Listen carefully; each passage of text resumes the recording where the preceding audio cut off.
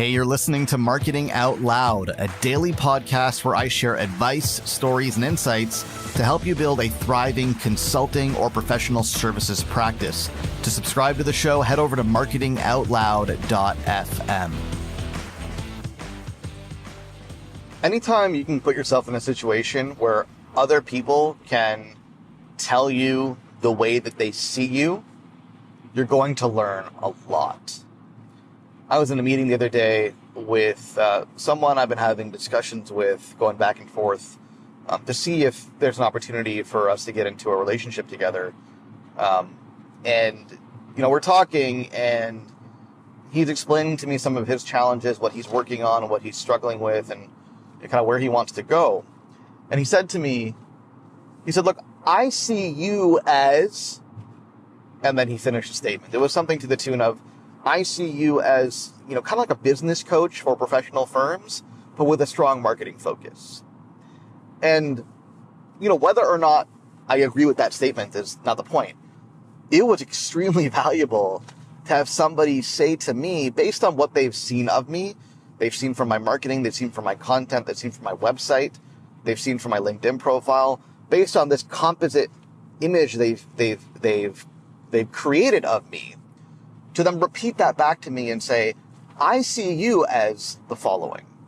And I think that's a really, really, really important thing for a couple of reasons. First of all, we position ourselves as consultants, as professional service providers, but we don't always know if that message is understood and heard properly, right? So I have a certain position that I'm trying to portray in the marketplace, but not everyone's paying a whole lot of attention, right?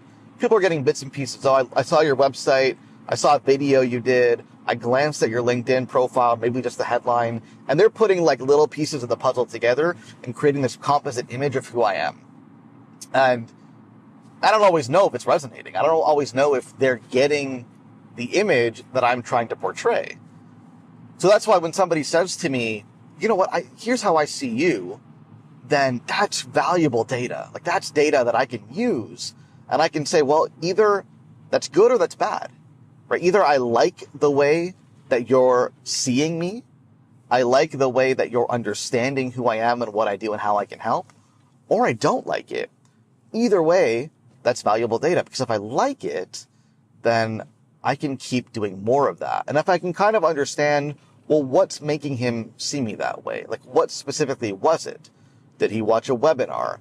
Did he look at my LinkedIn profile? Does he watch my videos? Like, what's given him that impression? The more that you can understand that, the better, because then you can keep doing more of those things because they're reinforcing the positioning that you want to take in the marketplace.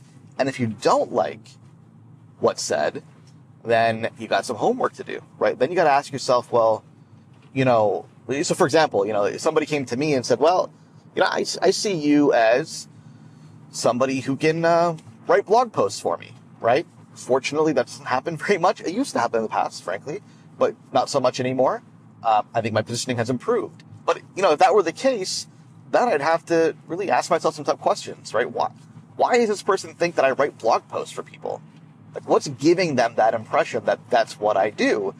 There must be something wrong in the way that I'm presenting myself and in the way that I'm communicating with the marketplace. And then I can go and I can try to fix that. But either way, putting yourself in situations where people can tell you what they think of you, they can tell you how they see you, is extremely valuable. So a couple things I want you to take away from this. Pay attention to what people say about you when you're having these conversations with an arm's length prospect who doesn't know a whole lot about you, maybe just recently discovered you. They've only got a couple of data points about you. And now they're having a conversation with you. A good way to kind of force that, if they don't come out and say it, is to ask them early on in the conversation, and I tend to do this quite often, is, look, why me? Why are we having this conversation? You can go out, you can talk to others as well, but why is it you and me right now? Why'd you come to me? And see what they say, and that answer is going to be extremely valuable.